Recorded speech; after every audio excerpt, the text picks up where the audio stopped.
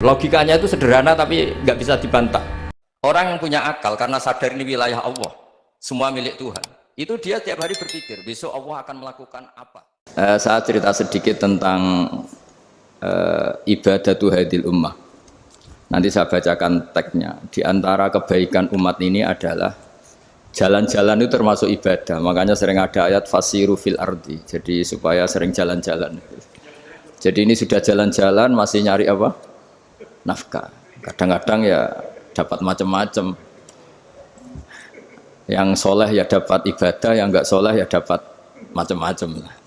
Tapi saya cerita yang soleh lah, yang enggak soleh itu enggak boleh dibicarakan itu ya. Rahasia. Saya ini lama di Jogja, ya tahulah kelakuannya orang-orang yang baik maupun yang setengah baik sampai.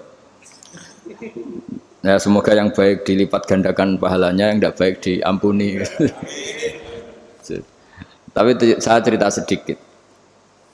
Di fikih kita, di kajian-kajian fikih kita memang ada istilah ini harus didengar karena ini ngaji dan sama status kita sama. Al-wasiyah ila ta'ah ya ta'ah, terus al-wasilah ilal maksiyah ya maksiyah. Jadi kalau kita jadi perangkat taat ya ibadah, kalau jadi perangkat maksiat juga maksiat.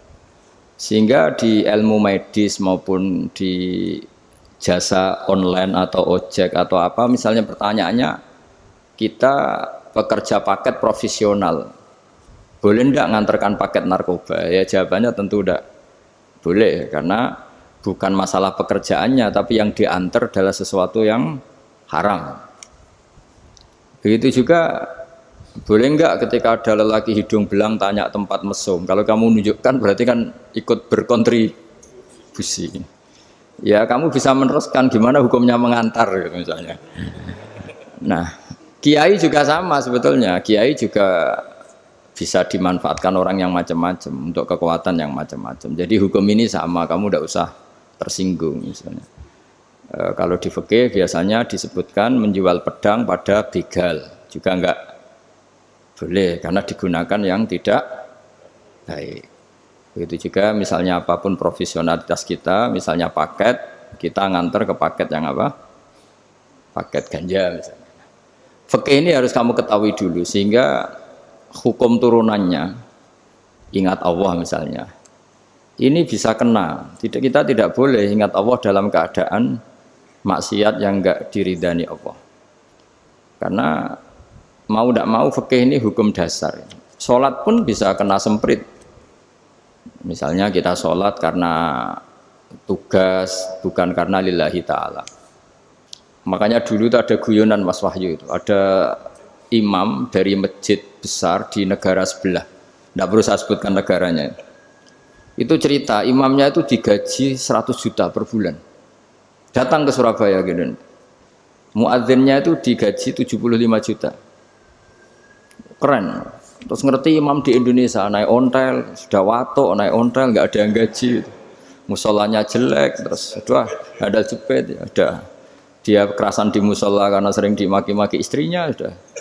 Jadi itikafnya itu ya sambil menghindar itu, bukan, makanya banyak masjid Indonesia itu banyak yang itikaf itu, karena di rumah ada betah, sudah diomelin nggak ada AC-nya, sekarang masjid banyak AC-nya kan. Kamar mandinya juga gitu, di rumah sama di masjid bagus. Di masjid. Makanya pengurus masjid yang daerah-daerah sini sering cerita ke kita, kudu ngising ning omah Gus, mlayune moro masjid karena itu cerita. Indonesia itu negara yang enggak benar katanya. Imam dan muadzin tidak digaji. Terus dia cerita-cerita kebaikan negaranya dan buruknya negara kita. Lama-lama kiai itu mangkel. Kiai Indonesia itu kan cerdas-cerdas, meskipun jarang yang kaya tapi cerdas-cerdas. Dia muji negara. Lama kalahnya itu dibeginiin sama Kiai Indonesia. Makanya kamu sholat terus ya, takut potong gaji. Artinya kalau dia jadi imam karena digaji, efeknya adalah dia kalau bolos itu takut nanti kan dipotong gaji. Lama-lama kalau sering bolos di PHK gitu. Artinya luar biasa Indonesia. Imam itu tidak ada yang gaji tapi semuanya sholat istiqomah. Berarti kita ini top, datang ke masjid jadi imam tanpa ada yang gaji. Top mana? Top Indonesia. Semenjak itu si imam ini tidak pernah cerita kebaikan negaranya karena gaji imam. Indonesia dalam bernegara selalu begitu. Ketika kita tidak punya solusi transportasi, ada saja pihak-pihak swasta atau investor yang ingin menanamkan modal di investasi Grab dan sebagainya. Tapi saya tetap sebagai kiai mengingatkan status hukum fikihnya. Kenapa saya harus cerita itu? Karena fikih ini harus selesai dulu.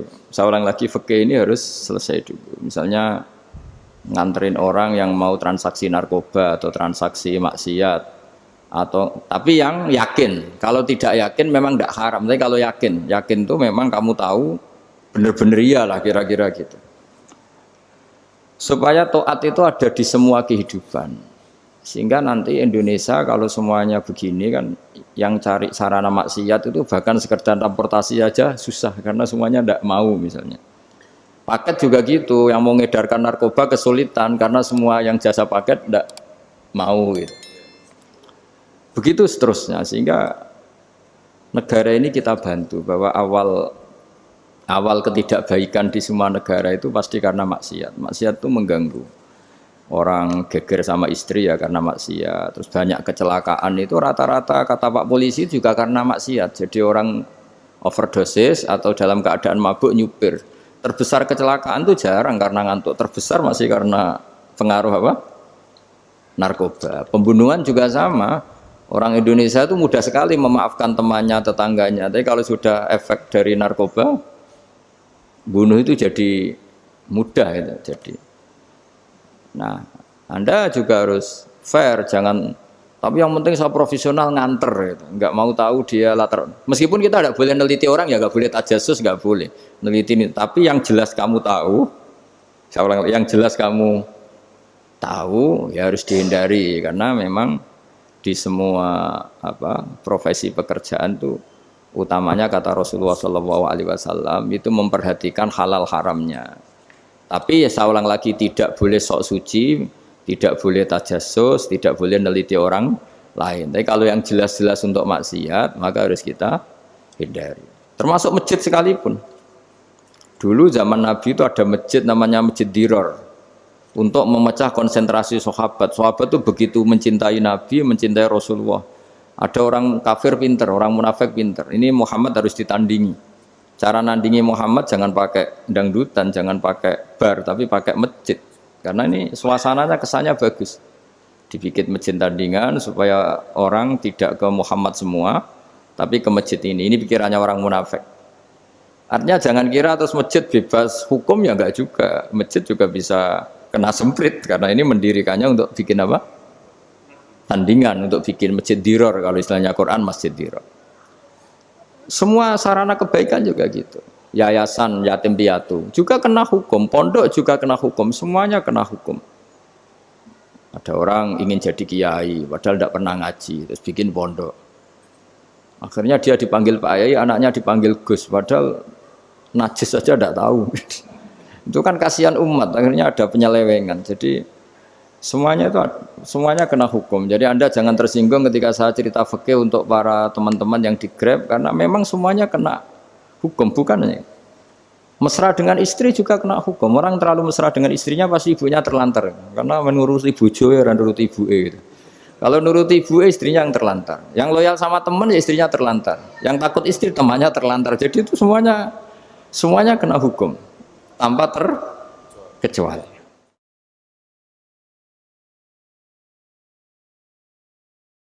Nah, saya cerita sedikit tentang sholat karena orang-orang Grab ini banyak yang sholat, kemudian harus cepat-cepat. Dulu ketika sahabat punya imam yang lama sekali kalau sholat, sehingga si sahabat yang satu yang petani ini mufarokoh itu memisahkan diri, kemudian imamnya diselip. Itu boleh memang dalam fikih. Kamu niat mufarokoh dulu. Mufarokoh itu niat bahwa kamu memutus hubungan dengan imam, kemudian meneruskan sholat sendiri. Singkat cerita dua orang ini berdebat, Mu'ad sama Ar-Ra'i yang penggembala ini. Kamu munafik, sholat kok meninggalkan imam. Terus yang satu bilang, kamu keterlaluan, sholatnya lama sekali. Singkat cerita dua orang ini lapor ke Rasulullah SAW. Uniknya Nabi itu membenarkan yang petani tadi. Kamu Mu'ad, jadi masalah. Agama ini tidak boleh jadi problem. Kalau kamu ngimami orang, jangan lama-lama. Di situ ada ibu-ibu yang ditunggui anaknya yang sedang menyusu, banyak petani yang nunggu macam-macam. Kayak pegawai POM ya ditunggu shift temannya, pegawai Indomaret juga gitu, apalagi Grab mungkin ditunggu penumpangnya macam-macam. Sehingga kebaikannya teman-teman yang kerja serabutan begini juga bergantung kebaikan imam tadi. Kalau sholat itu tidak boleh lama-lama. Apalagi wiridan, sholatnya aja nggak boleh lama-lama, apalagi wiridannya. Nah, kadang-kadang orang ngira kebaikan itu nggak ada sempritnya, ada juga. Sholat itu ya disemprit sama Nabi. Kalau terlalu lama juga disalahkan karena nanti agama ini menjadi apa? Problem, menjadi problematika. Nah, termasuk kebaikan kita ketika membolehkan ya atau mentoleransi atau mendukung pekerjaan mulai Grab dan lain-lain adalah agama ini rahmatan lil alamin. Dulu ada seorang sahabat tanya, ya Rasulullah, boleh enggak kita ngegeng di perapatan gitu? Kata Nabi, ya jangan kalau bisa. Tapi kita harus natahaddasannya itu tempat kita jagungan di perapatan, di tempat-tempat umum lah, kira di halte, terus kata Nabi, nggak apa-apa, tapi fa'atut thoriq haqqaha, kamu harus memberikan hak jalan itu. Apa hak jalan itu? Satu, kamu amar ma'ruf, kalau bisa ya nahi mungkar, kemudian bikin suasana orang lainnya menjadi aman. Nah ini yang catatan. Kalau hitung saja, yang ikut Grab itu berapa ribu? Nah, ini tuh energi besar kalau di atas 100 berapa 100 ribu. Hitung ya teman-teman di Grab 100 ribu. 100 ribu ini kalau soleh semua atau setengah soleh lah, kalau soleh berangkat keberatan ya soleh setengah soleh. Itu ada ini sudah saya pikir ada kebaikan yang menyebar di seluruh Nusantara yang berjumlah 100 ribu. Ini luar biasa. Ada kecelakaan dia menolong pertama, ada pemerkosaan menolong pertama. Mungkin ada pencurian, ada apa. Maka kata Nabi, kamu kalau harus di jalan, itu kamu berkontribusi amar ma'ruf nahi mungkar. Saya sering ke Jogja, karena saya mulai 98 di Jogja. Ya sering di terminal malam-malam. Saya ketika kecil itu sering diceritain, orang nggak berani ke terminal ini, banyak preman, nggak boleh ke terminal ini karena banyak preman. Ya mulai dari Sumatera, Jawa, hampir seluruh Indonesia. Kalau jam sekian sampai sekian sudah nggak berani karena banyak apa? Preman. Itu uniknya, preman-preman itu selain dulu ditangani tentara dan polisi, itu urusan negara ya kali itu, dan kita ngapresiasi. Itu hilangnya yang permanen itu bukan saja ditangani ABRI dan polisi, TNI dan polisi, tapi ditangani kultur. Banyak mulai orang soleh, santri dagangan di situ, ada ojek mangkal di situ, supir taksi mangkal di situ. Terus di sini orang-orang soleh yang menghalau ketika ada perempuan digoda atau perempuan dicopet atau apa. Terus lama-lama jadi kultur bahwa kebaikan ini dominan. Setelah kebaikan dominan ini otomatis menyingkir sedikit demi sedikit. Jadi selain negara ini harus melakukan sesuatu yang seharusnya, yaitu menjaga masyarakat dari kriminalitas, sebetulnya yang paling awet dan paling mudah dilakukan itu tadi, kebaikan harus menjadi kultur bersama. Sehingga kalau terminal kemudian ada mbak-mbak jilbaban yang dagang, terus pak-paknya soleh, ada musola yang hidup, ojeknya juga gitu, terus supir taksinya, lalu kebaikan ini menjadi nilai bersama. Saking jadi nilai bersama, ibu-ibu yang takut atas dirinya, nggak ngojek kecuali Pak ini karena terkenal amanah, nggak naksi kecuali Pak ini karena terkenal amanah. Dan kita Indonesia itu ingin seperti itu, sehingga amanah ini menjadi nilai bersama dan otomatis menjadi keamanan bersama. Corong Jawa itu tego nitipno anake karena dijamin aman, tego nitipkan istrinya juga karena dijamin aman.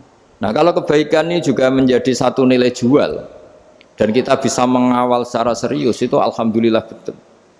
Nah, dimulai dari mana? Satu, mental kita takwa. Kedua, sistem sosial, bahwa kita terkoneksi oleh indukan ya, juga terkoneksi oleh kepolisian. Maksudnya karena kita terdaftar, kalau ada anak hilang kan tinggal ini yang bawa wahyu misalnya. Jadi saya mohon, semohon-mohonnya, kebaikan ini harus jadi nilai bersama. Setelah terminal itu banyak orang baik, otomatis yang ini tuh menyingkir itu. Akhirnya apa? Nanti yang bos-bosnya toko itu ya hanya nitipkan sama orang soleh. Yang mau nge-grab juga hanya titip sama yang soleh. Begitu seterusnya. Sehingga jadi siklus kebaikan yang bersama. Nah ini yang dimaksud Quran wa tamiru bainakum bima'ruf. Iktimar itu namanya urusan bersama. Ya, saya ulang lagi ya. Jadi orang Arab kalau bilang iktimar itu urusan bersama. Sehingga bahasa Arabnya konferensi besar itu kalau di NU disebut apa? Muktamar. Muktamar itu menjadikan urusan publik dirembuk, itu namanya apa? Muktamar.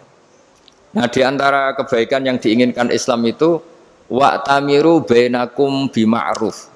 Urusan kebaikan ini menjadi urusan apa? Bersama. Ya saya contoh itu kecil saya itu mesti dikandani sama orang-orang tua, jangan di terminal ini sampai jam ini, jangan di perapatan ini ketika sudah jam begini. Tapi barokahnya orang soleh bertebaran di mana-mana itu. Yang tukang grab ya di mana-mana, yang penjaga toko ya banyak yang soleh, yang ngojek, yang macam. Sehingga di terminal itu nyari tempat sholat ya gampang, cari tempat duduk ya gampang, nyari orang amanah ya gampang. Bahkan lama-lama yang nggak amanah ini nggak laku. Dan ini yang kita inginkan. Dan ketika nggak laku, akhirnya dia kalau ingin laku harus amanah. Atau ingin laku harus tobat. Nah agama ini urusan bersama. Sehingga Allah mengistilahkan wa'tamiru bainakum bima'ruf. Jadikan kebaikan ini urusan bersama. Sehingga karena ini urusan bersama, ketika kita jadi kiai juga harus, kalau misalnya tadi ada Gojek kok makmum, atau Grab kok makmum, atau supir bis kok makmum, kiainya harus cepat sholatnya. Jangan baca surat Baqarah, nanti diomel-omelin penumpangnya. Begitu juga ibu-ibu menyempatkan jamaah, waktunya tidak lama, di rumah sudah ditunggu anaknya yang masih menyusu. Makanya Nabi ngendikan idza amma ahadukum as-sholata falyukhaffif. Kalau kamu jadi imam, sholatnya harus relatif cepat. Fa inna fihim ad-dhaif badal hajat. Di antara makmum itu yang banyak punya urusan. Selain ada yang lemah, ada yang punya banyak urusan.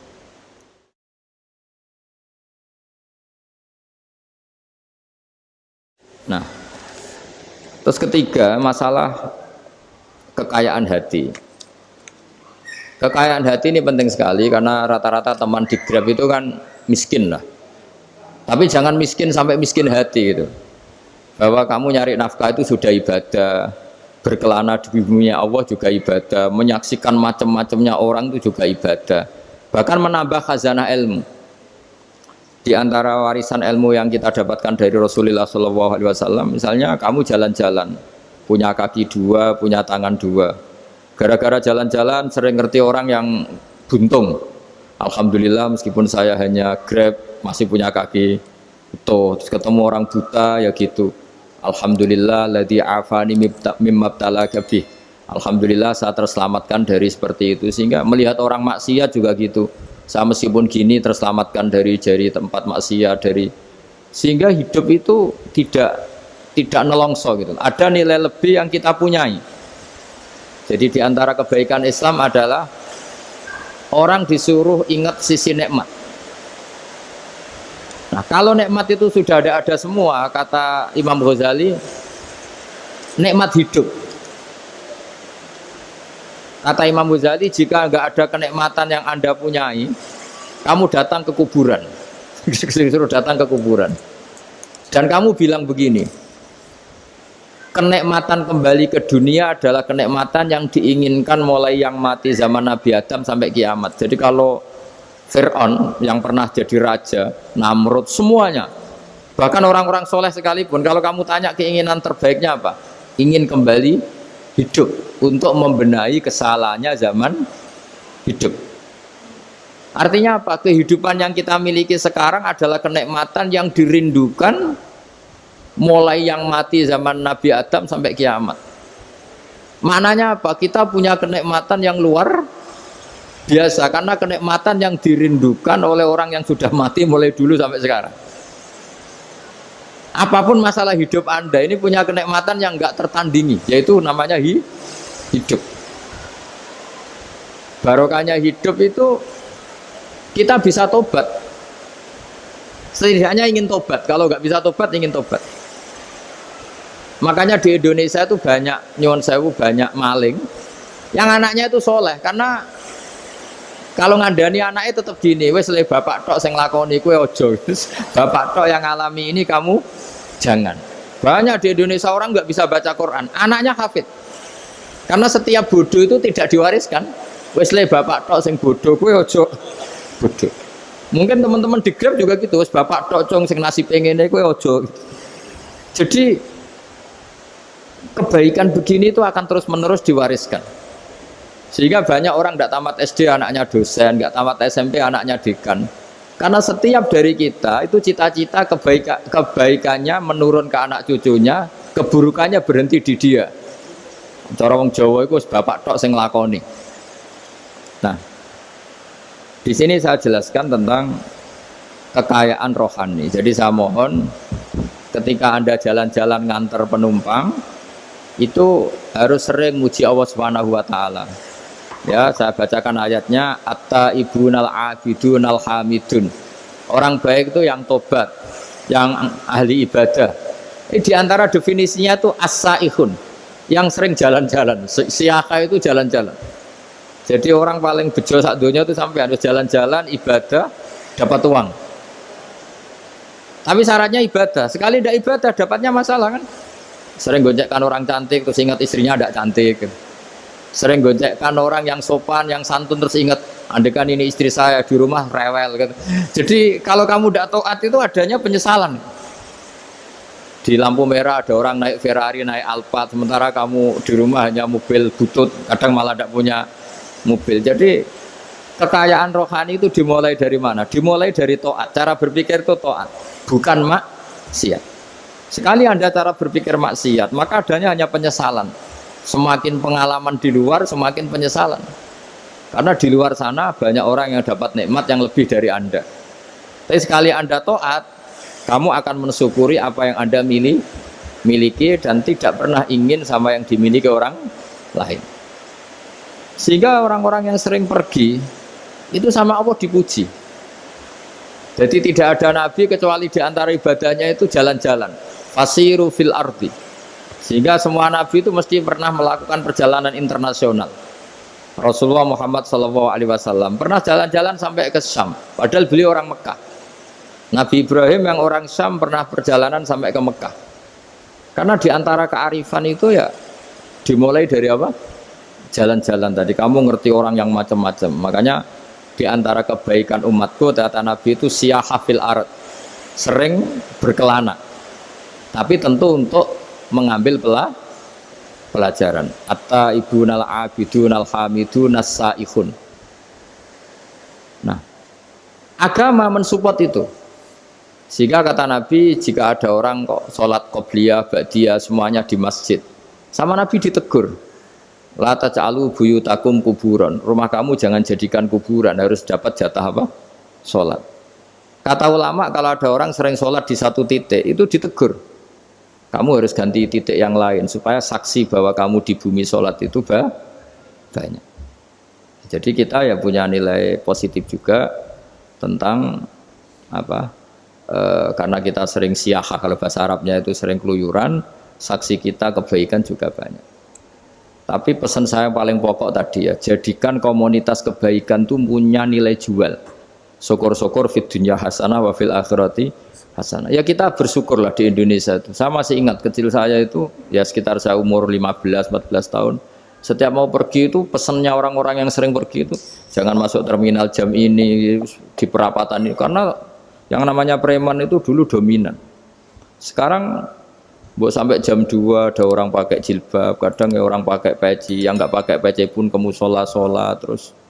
Yes, pokoknya kebaikan itu jadi komunitas dan jadi nilai jual. Bahkan tadi misalnya ibu-ibu yang pergi malam itu kan mesti ada orang-orang yang jadi langganannya karena terkenal apa? Amanah. Yang dititipi anak juga pilih orang yang terkenal apa? Amanah.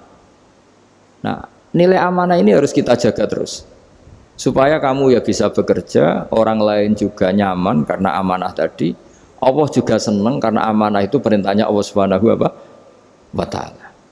Dan Indonesia harus menuju ke sana. Pemimpin juga harus gitu. Pemimpin bawaannya amanah, bawaannya apa, yang memilih dia juga senang karena nggak malu lah. Tapi kalau kita milih, ternyata yang kita pilih tahu-tahu ditangkap KPK, kan ya malu gitu. Dulu kita kampanye mati-matian, ternyata dia ditangkap KPK. Tapi kalau dia amanah kan ya seneng. Sama kalau tukang Grab ketangkap satu karena penodaan atau karena pengkhianatan, yang malu juga semua. Karena kadang-kadang nanti digeneralisir seakan-akan semuanya seperti itu. Tapi dengan reputasi panjang, nggak pernah terjadi apa-apa dalam Grab kan otomatis lainnya juga terangkat. Nah, ini yang dimaksud wa'tamiru bainakum bima'ruf. Jadikan kebaikan itu urusan bersama. Makanya andaikan negara itu sudah mengoptimalkan polisi, TNI untuk meringkus preman, oke itu baik. Tapi ya lebih awet lagi kalau itu ditopang masyarakat. Karena yang nggak amanah terkucilkan, terus akhirnya Grabnya nggak laku, akhirnya dia dipecat, akhirnya kan yang maksiat hilang, yang kriminal hilang, yang ada hanya Grab yang baik. Begitu juga di dunia apapun. Itu yang dimaksud wa'tamiru bainakum bima'ruf. Jadikan kebaikan ini urusan bersama. Nah karena kita baik, otomatis jadi teladan yang baik bagi anak kita, istri kita, tetangga kita. Dan karena kita baik maka terhormat. Sehingga orang melihat Grab itu simpatik, respect karena reputasinya baik. Nah karena orang respect tidak dicibir. Barokahnya tidak dicibir, tidak mangkel. Barokahnya tidak mangkel, tidak saling ejek, bahkan tidak saling bunuh. Coba kalau kita jelek, dicibir orang, kita dalam keadaan mabuk, tidak terkontrol, bunuh. Jadi efek dari maksiat itu begitu buruknya. Sehingga penelitian itu mengatakan kebanyakan kecelakaan ya pemicu utamanya rata-rata ya nyupir dalam keadaan mabuk. Beberapa nyuwun sewu kasus-kasus kriminal rata-rata ya dipicu oleh hal-hal seperti itu. Makanya meskipun di luar saya tolong hindari narkoba, hindari hal-hal yang maksiat supaya pekerjaan Anda ini barokah.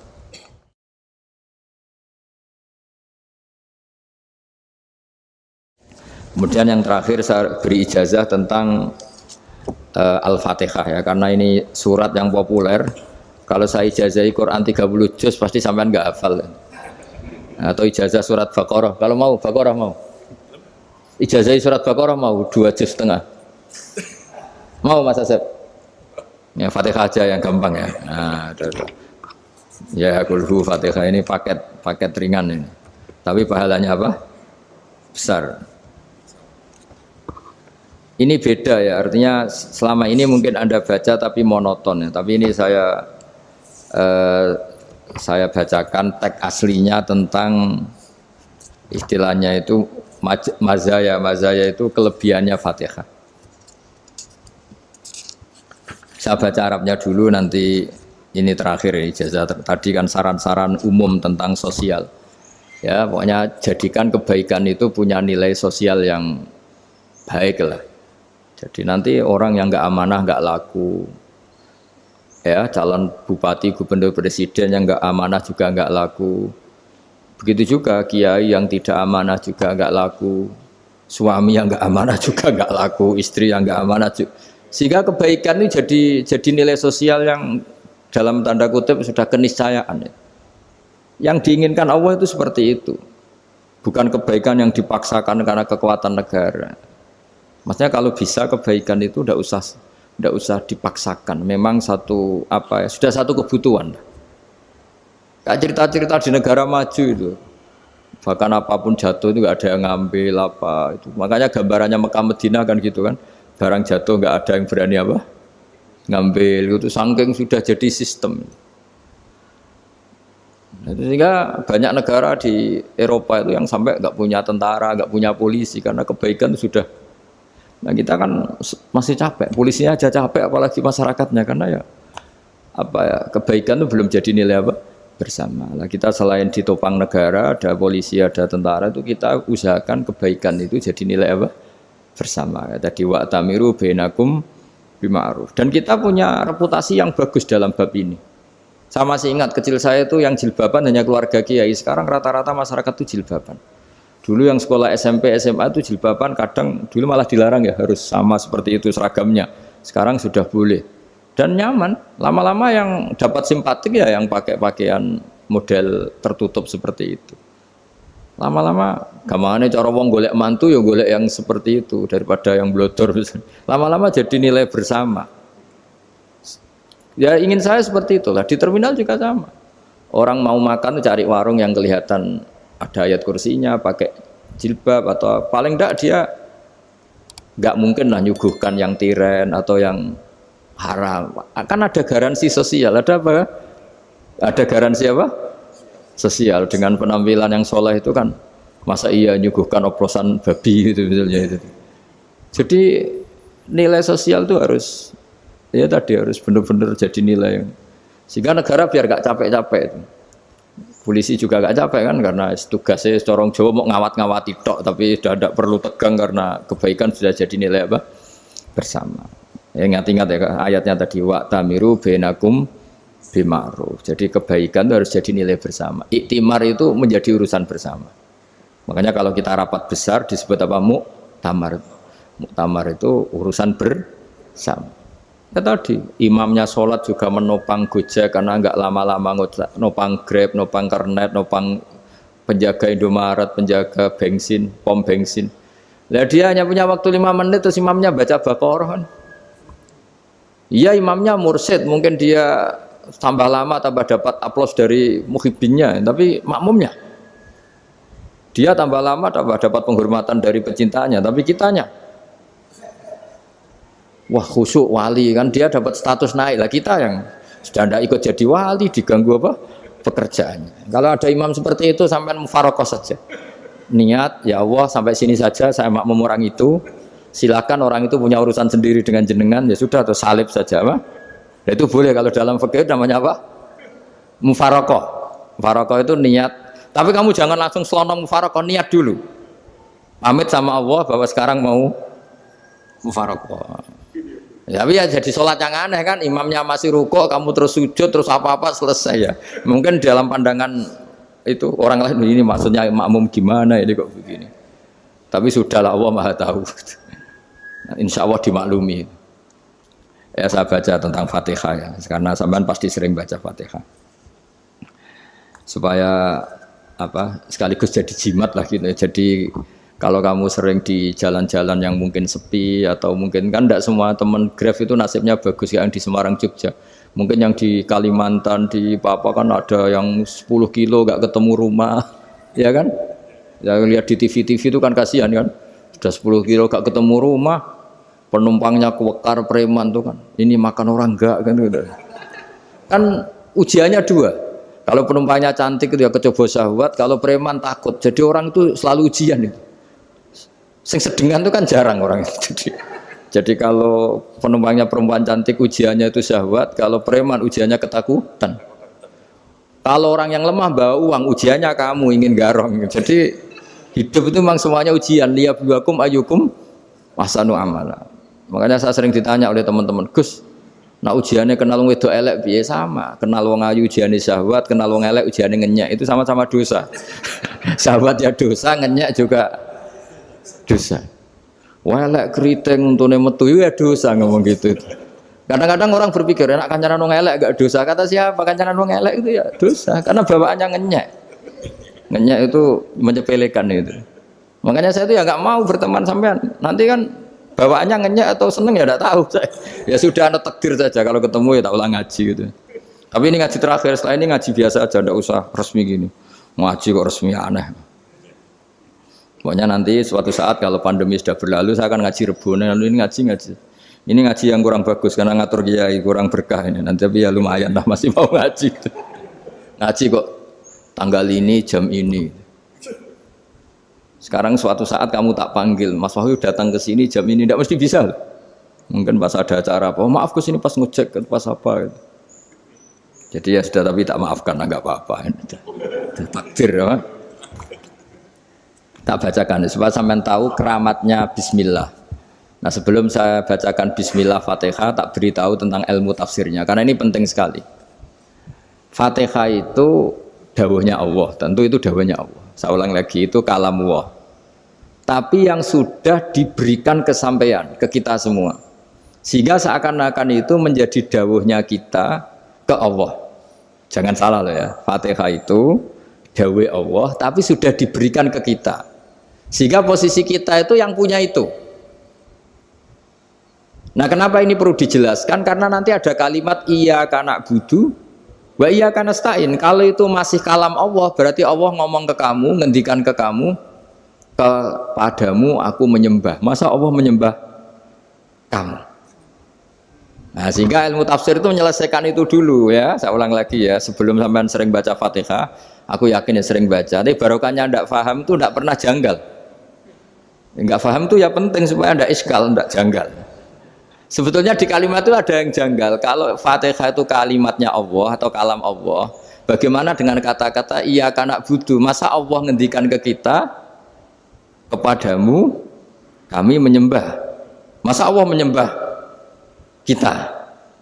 Maka penyelesaiannya secara ilmu tafsir gimana? Semua ulama mengatakan, bukan satu dua, semuanya mengatakan di Fatihah itu semuanya diberi kawalan kalimat. Saya ulang lagi ya, di Fatihah itu semuanya diberi awalan kalimat qulu, katakan wahai hambaku begini. Ya, katakan wahai hambaku begini. Nah, begini ini pelajaran dari Allah yang sudah diberikan ke kita. Terus kita mengatakan bismillahirrahmanirrahim, alhamdulillahirabbil, termasuk kita mengatakan iyyaka na'budu wa iyyaka nasta'in. Jangan bayangkan Allah ngendikan ke kita. Kalau Allah ngendikan kita berarti gini, hei wahyu, ihdinas siratal mustaqim, tunjukkan saya jalan yang benar. Nah, nanti kamu terus, ya Allah, Anda aja minta tolong saya minta tolong siapa kan? Jadi panjang kan? Ya, saya ulang lagi ya. Jadi itu di Ulumul Quran diterangkan gimana? Sebelum baca Fatihah, ya. Fatihah itu kalamullah, ngendikane Allah, tapi yang sudah diajarkan ke kita dan sudah milik kita. Sehingga kalimat itu menjadi milik kita. Tapi ya kalamullah, tetap kalamullah, tapi sudah menjadi milik kita. Sudah paham ya? Ya pinter nah. Ya, karena kalau tanpa penjelasan seperti ini, Anda akan iskal. Bagaimana Allah, iskal itu janggal, bagaimana Allah mengatakan iya karena butuh. Yang jadi aneh ya? Ya, jadi tak jelaskan secara ilmiah ya, jadi kata ulama-ulama tafsir, ayat-ayat Quran seperti ini sebetulnya dimulai dari qulu apa? Meskipun enggak dilafatkan.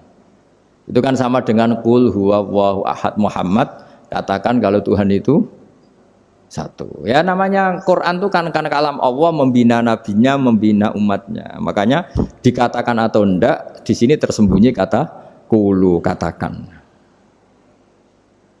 Ya. Jadi ya ibarat apa itu? Kamu ngajari anak kamu lah, le panggil jenengan bapak kulo. Itu maksudnya anak itu, kalimat itu kalimat kamu, tapi kamu ajarkan ke anak kamu. Terus anak kamu bilang, Pak jenengan bapak kulo. Nah, ketika kamu mengatakan jenengan, bukan kamu mengatakan jenengan anakku, berarti anakmu bapakmu kan lucu kan? Anak kamu ajari jenengan bapak kulo, kamu engkau bapak saya. Terus anak kamu mengulang jenengan atau kamu bapak saya. Berarti itu kalimat yang kamu ajarkan, tapi sekarang sudah milik anak kamu. Kalau itu kalimat kamu kan lucu, masa anak kamu bilang bapak. Nah itu seperti itu. Jadi ulama memberi solusi atau jawaban iyyaka na'budu wa iya, itu sebelumnya ada kata-kata qulu, katakan wahai hambaku, hubungan kamu dengan saya adalah katakan iyyaka na'budu wa iyyaka nasta'in. Terus hubungan kamu dengan saya katakan juga dalam doamu ihdinas siratal mustaqim. Jelas ya, jadi itu kalam Allah yang sudah milik kita karena diajarkan Allah untuk kita. Dong ya?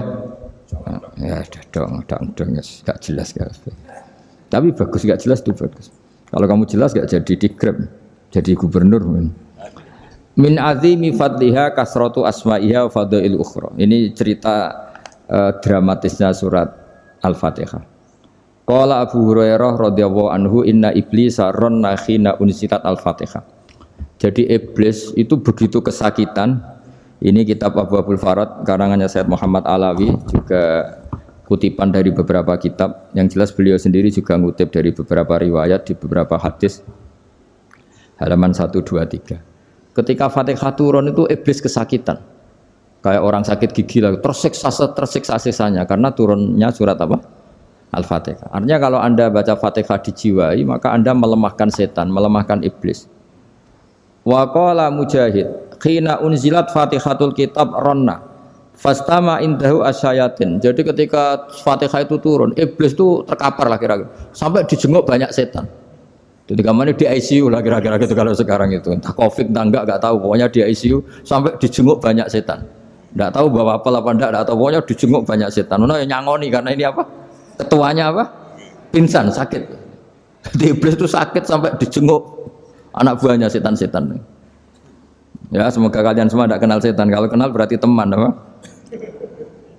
Wa qalu misla dzalik wa qala lahum laisa mimma taquluna syai'un walakin unzilat suratun laisa ajru qailiha illa an harrama alaihi nar jahannam.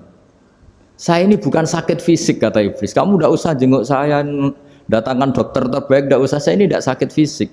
Saya ini sakit karena ada surat yang diturunkan, yang pahala yang melafatkan surat itu pasti selamat dari neraka.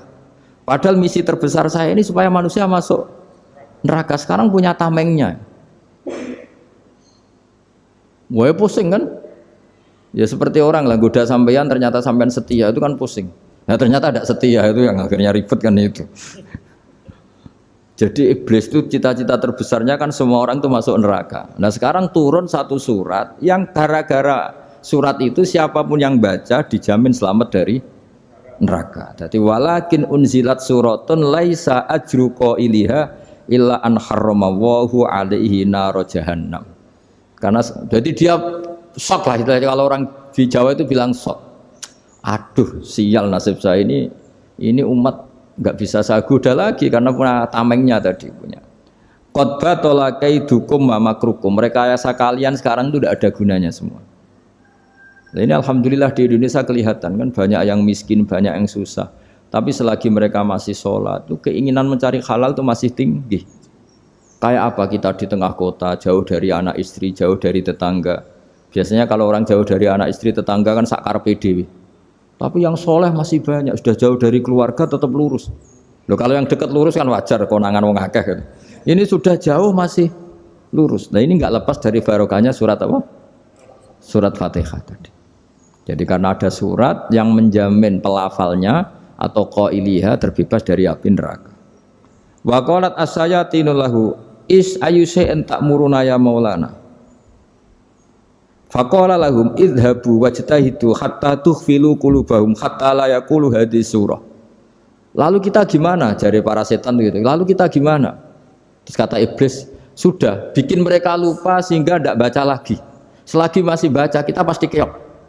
Jadi kalau sampean sudah jarang baca Fatihah itu berarti sudah bagian dari kemenangan apa? Iblis. Jadi kalau sampean sudah jarang baca Fatihah itu berarti bagian dari kekalahan Anda, kemenangan iblis. Masih sering baca? Berapa kali? 5 kali sholat. Terus apa lagi? Kalau ngajarin anak-anak mau juga saya juga. Kok 5 kali tok itu? Berarti pas sholat fardu tok itu? Enggak 5 kali itu mendingan itu 17. Kamu itu ngitungnya jangan 5 ini. 5 waktu saja. 5 waktu itu berarti lumayan kan? Berapa? 17 ya? Iya. 17 ya? Ya. 17. Tapi kalau makmum tuh sering separuh kan? Apalagi makmum tarawih. Ya kan? Makmum tarawih itu bacanya Fatihah ada yang sempurna enggak ya? Ya enggak lah. Baru alhamdulillah rabbil alamin mamruko ikut ruko ini gitu. Makmum kan yang tarawih lah Mas. Kalau tarawih jarang sempurna ya. Fatihahnya itu. Kan imam sudah ruko. Kamu bacanya Fatihah sampai mana gitu? Baru setengah ya. Ya paling pas tarawih aja kan enggak sempurna ya. Apalagi kalau imamnya sing kilat tuh waduh malah. Nah ketika Fatihah itu sebegitu keramatnya, sebegitu topnya, itu setan rapat, singkat cerita itu yang tadi dipimpin oleh iblis yang sedang terkapar apa? Terus tali obatnya nggak ada, cuma dia shock karena ada surat yang turun yang melafatkan itu pasti selamat dari apa? neraka. Nah ini gimana saran Anda? Terus sarannya adalah bikin orang-orang itu lupa tidak baca Fatihah. Nah ini rapatnya Iblis. Idzabu wajtahidu hatta tufilu qulubahum hatta la yaqulu hadis surah. Kala yuksiru qiraataha wa la yakunu lahum ajrun wa thawabun bal yakunu lahum adzabun wa iqabun.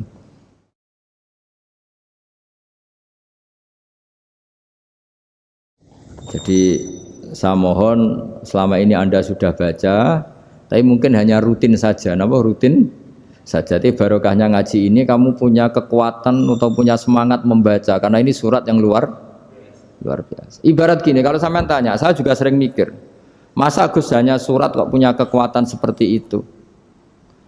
Di dunia ini kata Allah, mulai Nabi Adam sampai kiamat, nggak ada yang bisa menandingi kekuatan kalimah. Kalimah itu kata-kata, nggak ada yang bisa menandingi kata-kata. Misalnya Anda nge-grab, berangkat istri cuek, berangkat cuek. Itu beda dengan ketika meskipun satu kalimat, wes Pak, muga-muga dilindungi pangeran, mugi-mugi jenengan selamat. Itu menjadi teduh dan semangatnya luar biasa karena kayak mendapat support. Jadi kira-kira kalimat itu hubungannya kita dengan Allah, Fatihah itu seperti itu. Kamu melafadzkan satu kata-kata yang dibenarkan langit bumi, dibenarkan aras, dibenarkan malaikat, dibenarkan semua penghuni di dunia ini. Sehingga itu efeknya luar biasa. Itu seperti gini ya, kamu cerai sama istri, terus nikah lagi katut babon. 10 tahun anak kamu dididik, ibunya benci kamu. Dan memang Anda layak dibenci. Dididik. Dan sampai nggak pernah manggil kamu Pak. Suatu saat kamu tentu rindu kan ingin dipanggil bapak oleh anak kamu. Suatu saat anak ini manggil kamu Pak E. Itu senengnya bukan main, hanya sebuah kata-kata. Makanya kadang-kadang orang itu tanya sama kiai, ijazah lafadz ini gunanya apa sih? Itu ijazah itu untaian kata-kata. Yang kata-kata ini dibenarkan langit dan bumi dan aras dan para malaikat sehingga efeknya itu luar. Nah ibarat seperti itulah, kamu melafadzkan Fatihah itu melafadzkan kata-kata yang dibenarkan Allah dan Rasul dan semua malaikat, semua penghuni langit. Maka ini efeknya pasti luar. Nah di sini lah orang-orang dulu itu tahu keramatnya itu sehingga ketika melawan Belanda, melawan Jepang dulu itu kalimat-kalimat itu menjadi mantra yang luar biasa. Doa yang luar biasa. Tapi di era modern karena orang sudah tidak ngerti itu, dianggap itu mantra, jimat, khurafat, bid'ah, waduh ribet meneh. Sebetulnya tidak seperti itu. Memang kata-kata ini kekuatannya luar biasa. Sama kesakitan hati kamu juga karena itu. Ngojek wangilan. Lha Pak di bojo kok kowe gagah tok kere. Wah, iku seling terus mesti. Padahal kalimat itu kan tidak melukai secara fisik, tapi apa kerjanya sesuk saras-sarasen. Karena terus dengan pengadilan seperti itu kan ngapain kerja demi perempuan yang seperti ini. Lagi-lagi kata-kata ini luar. Nah bayangkan kalau kata-kata itu adalah kalimat yang diajarkan Allah lewat Rasulnya, lewat malaikat Jibril. Kayak apa kekuatannya itu? Nah kira-kira Fatihah itu gitu. Kalimat yang baik, kalimatan thayyibah diajarkan oleh Allah dan Rasul.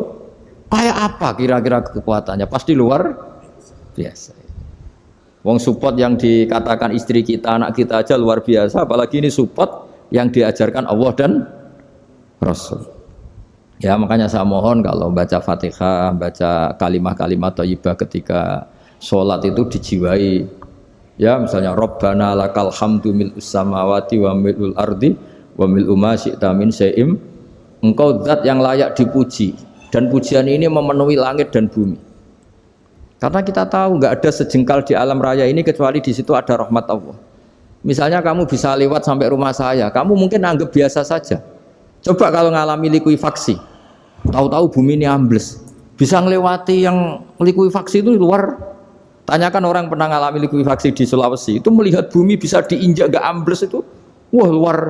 Dan sampean nggak ngalami itu sehingga lewat bumi ya biasa aja. Coba kalau ngalami seperti tidur, biasa aja. Coba kalau ada gempa, bahwa bumi tenang ini sudah nikmat yang luar biasa. Masa kamu ngaku nikmat nunggu digituin? Ya kan? Nah, makanya baca Fatihah dijiwai lah bahwa ini kalimat yang luar biasa. Nah, saya teruskan ya. Warwa Muslimun fi sahihihi an Ibnu Abbas radhiyallahu anhuma annahu qala Bainama Jibril alaihissalam qaidun dan Nabi itsami anaqidan min fawqih farafa'a ra'sahu faqala hadza babun minas sama futihal yawma lam yuftah qaddu ilal yaum fanazala minhu malakun faqala hadza malakun nazza ilal ardi wa lam yanzil qaddu ilal yauma fasallim waqal absyir binuraini qad utitahuma lam yu'tahuma nabiyyun qablak fatihatul kitab wa khawatimu suratil baqarah. Jadi suatu saat Jibril ini jagongan kira-kira gitu sama Rasulullah. Tahu-tahu langit itu gemuruh. Karena langit gemuruh kata Jibril terus semuanya ngangkat kepala ke langit. Ini pintu langit baru ini dibuka. Yang sebelumnya tidak pernah dibuka seperti ini. Turunlah malaikat. Yang malaikat ini pun malaikat spesial yang enggak malaikat murahan kira-kira gitu. Yang enggak pernah turun ke bumi kecuali juga saat itu. Dengan penyambutan yang luar biasa dengan semuanya tidak pernah terjadi. Hanya karena bahwa surat Fatihah. Jadi ini surat yang luar biasa, pengawalannya lewat malaikat yang spesial, gak pernah turun di bumi kecuali saat itu. Penyambutannya juga gak pernah seperti itu, baru seperti itu. Jadi semuanya itu spesial. Nah, kenapa ini spesial? Karena di situ ada isi puja-puji kepada Allah Subhanahu wa Ta'ala. Ada ikrar kita, alhamdulillah rabbil alamin, ar-rahmanir rahim. Ikrar ini penting. Kalau contoh paling gampang gitulah. Kamu punya istri selama ini cerewet terus. Suatu saat ngomong, Pak, tak angen-angen rawono wong lanang koyo sampeyan. Wah, itu langsung tidak ada lelaki sebaik engkau. Itu sampean senengnya Masya Allah. Karena ada ikrar dari seorang istri ke kamu. Nah, bayangkan kalau ikrar kita sebagai hamba diakui oleh Allah Subhanahu, maka ikrar ini akan dicatat sebagai kebaikan kita yang kita panen nanti di akhirat. Karena ada ikrar. Kita ikrar bahwa alhamdulillah rabbil alamin, kita ikrar ar-rahmanir rahim, kita ikrar maliki yaumiddin, kita ikrar iyyaka na'budu wa iyyaka nasta'in. Sampean misalnya jadi orang Indonesia, ketemu orang Indonesia yang makmur di Jerman, terus lupa Indonesia. Kamu orang Indonesia? Enggak, saya ada orang Indonesia. Mangkel gak kira-kira? Mangkel. Karena salah ikrar kan gitu. Ya, jadi saya mohon jangan anggap kalimat itu hal yang biasa, tapi luar biasa. Nggih, ngoten mawon. Assalamualaikum warahmatullahi wabarakatuh.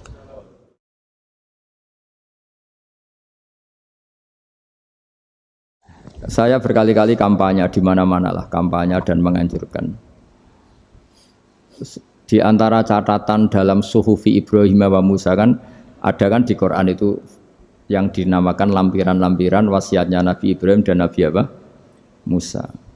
Itu di antara catatannya begini. Orang yang punya akal itu adalah orang yang bisa menikmati sesuatu yang baik.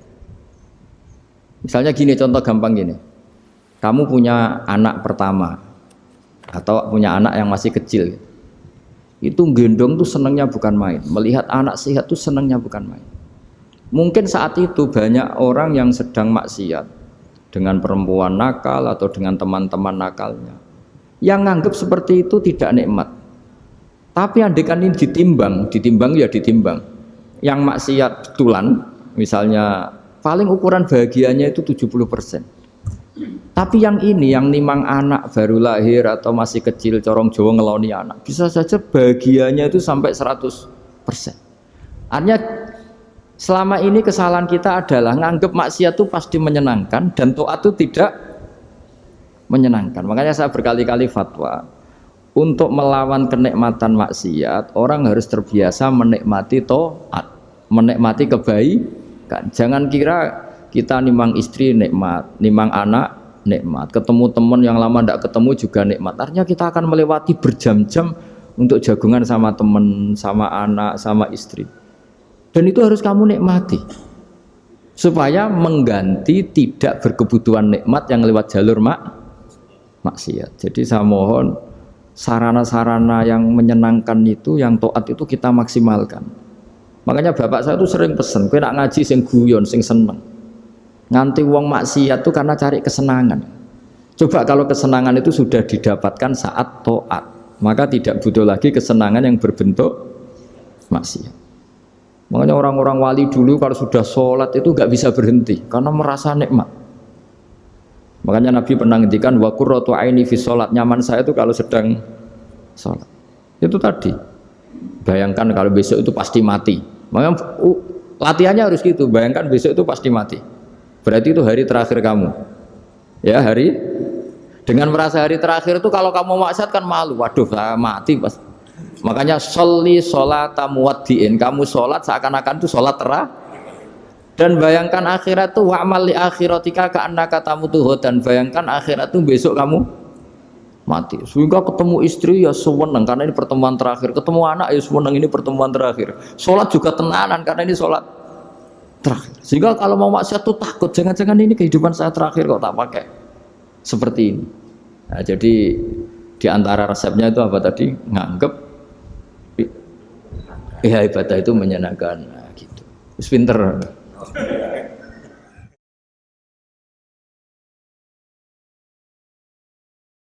Oke, satu pertanyaan lagi, Gus. Ini ada pertanyaan dari teman-teman mitra driver Grab. Saat mengantarkan barang, tiba-tiba azan waktu sholat, ya, Gus.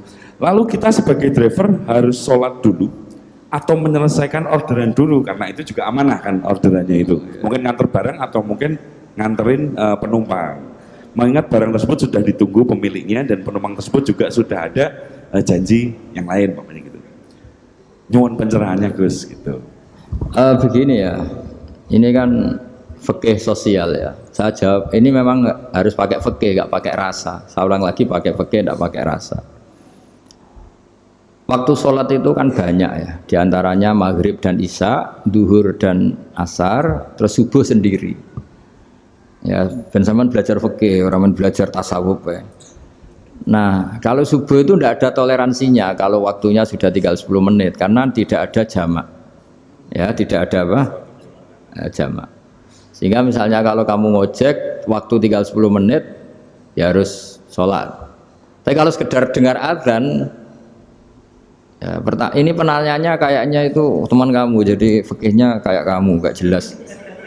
Azan itu kan bukan akhir waktu sholat. Azan itu bukan akhir waktu sholat, tapi awal sholat. Itu tidak harus supir Grab, tidak harus supir Gojek. Meskipun kamu makan ada azan ya teruskan saja kan tidak akhir waktu sholat. Anda menerima tamu, gendong anak, atau sedang nyupir, atau sedang bercengkrama sama teman. Kalau ada azan ya nggak apa-apa, misalnya diteruskan. Kan bukan akhir waktu sholat. Yang benar-benar harus ditinggalkan itu kalau waktu sholat misalnya tinggal 7 menit. Atau tinggal 8 menit. Waktu yang mau tidak mau kamu harus tasarrufkan, kamu peruntukkan Injury time ya Gus. Injury time. Nah, gitu aja kok nggak tahu ya. Nah, lalu misalnya, kalau pertanyaan tadi mestinya kelasnya itu kelas afdoliyah. Utamanya gimana? Kalau wajibnya belum ada karena kan waktunya masih panjang. Jadi pertanyaannya bukan wajibnya tapi sebaiknya karena ini semuanya belum mendesak kan? Andai kan kamu teruskan nganter barang kan tidak ada jaminan waktunya habis.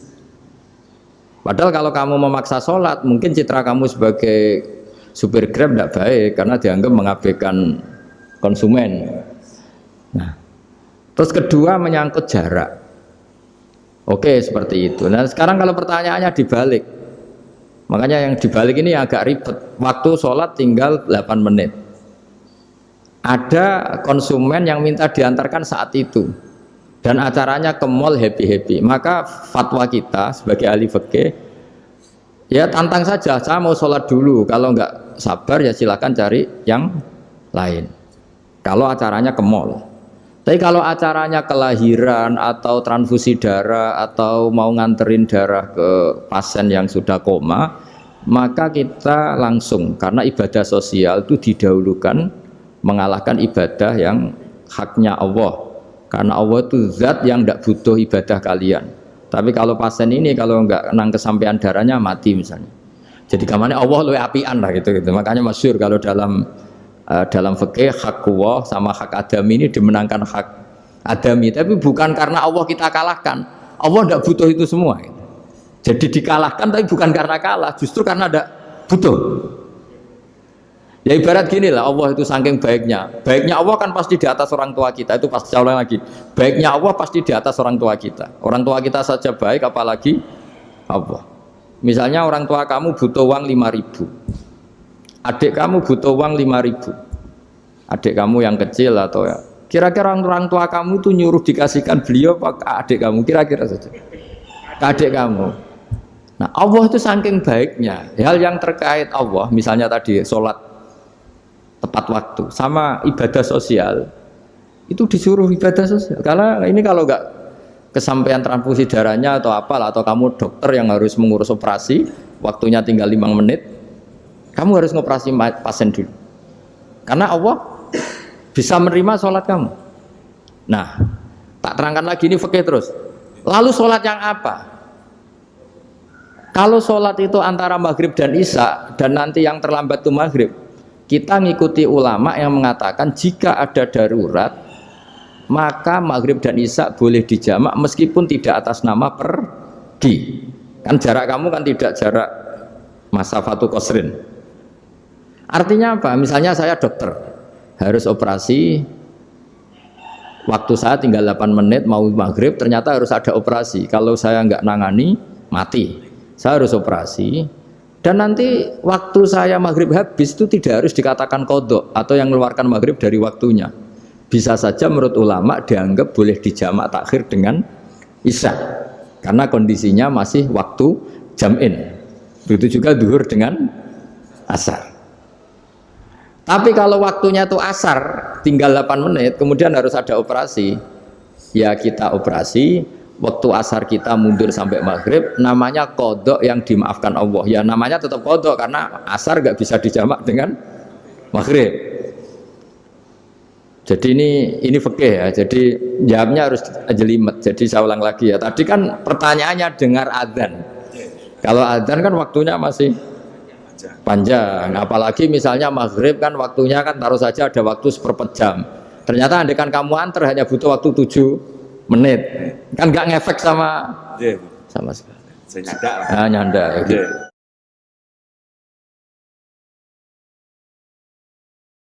Kalau ada driver dapat orderan food, nganterin makanan, tapi makanannya non halal, itu bagaimana pripun? Nah, makanya itu tadi. Kamu tahu betul kalau itu non halal loh? Kalau itu sudah tahu pasti non halal. Nah, iya, daging Tyrannosaurus, nonton mungkin. Ya makanya tadi itu memang PR kita di semua profesi. Saya ulang lagi, itu PR kita di semua profesi. Jadi ya itu makanya pentingnya istighfar tuh di situ tuh sudah kita sebagai ulama menghalalkan, tidak mungkin mengharamkan. Kamu juga demo, ini pekerjaan guys. Tapi yang jelas itu tidak bisa dihindari. Ya sama lah seperti orang di bus itu. Kadang-kadang kan didoain, semoga semua penumpang hasil ke tempat masing-masing, dan kalau ada copet berarti kan doain copet juga hasil tujuannya. Jadi di semua profesi itu resikonya. Makanya tadi saya bicara tentang fikih. Kaidah umumnya menolong maksiat itu ya bagian dari maksiat, menolong taat itu bagian dari taat. Mau tidak mau harus ada hukumnya. Setidaknya barokahnya tahu hukum. Kalau kita salah belum istighfar gitu. Sudah salah nggak merasa salah itu. Jadi barokahnya tahu hukum itu paling enggak kan kita ya istighfar lah. Kan ya tadi seperti paket misalnya, kan ada saja orang paket yang jelas-jelas barangnya itu haram, tapi atas nama profesionalitas kan mungkin tetap dikirimkan. Tapi barokahnya ngerti hukum, dia istighfar. Nah, tapi karena kalau kita menyarankan sudah ada usah pekerjaan yang lain banyak nanti kan rai-rai potongan tawakal dikandani ngono kan ya repot deh. Nah kalau kita kiai guys, gak apa-apa, serius pangeran suge. Menurut sampean harusnya ternuntut, Gus saya karena fatwa jenengan saya sekarang miskin, ini gimana pertanggung jawabannya? Ya ribet kan? Tapi saya ulang lagi, itu seninya ngelola kehidupan semuanya seperti itu. Jadi makanya kita nggak pernah berhenti berdoa, Robbana dzolamna anfusana, karena dalam sisi semua hidup kita itu pasti ada unsur nggak benernya gitu. Ya saya ulang lagi, pokoknya kaidah umumnya itu menolong taat itu ya ikut bagian dari taat, menolong maksiat ya bagian dari maksiat. Tapi ya tadi ya kita harus istighfar. Kan cuma tadi yang jelas-jelas maksiat dan kita tidak tajassus. Saya ulang lagi, tidak tajassus itu neliti wong nanti jelimet. Jadi misalnya ada perempuan mau ngojek ke sini ya diantar saja, jangan tanya detail. Itu apanya Mbak? Hubungannya dengan kamu apanya? Wah ya ribet kalau jadi kepo. Jadi kepo ya tidak perlu gitu. Artinya sudah umumnya orang saja sudah. Nah, lama-lama juga gitu kalau ada bapak-bapak main itu ke siapa Pak?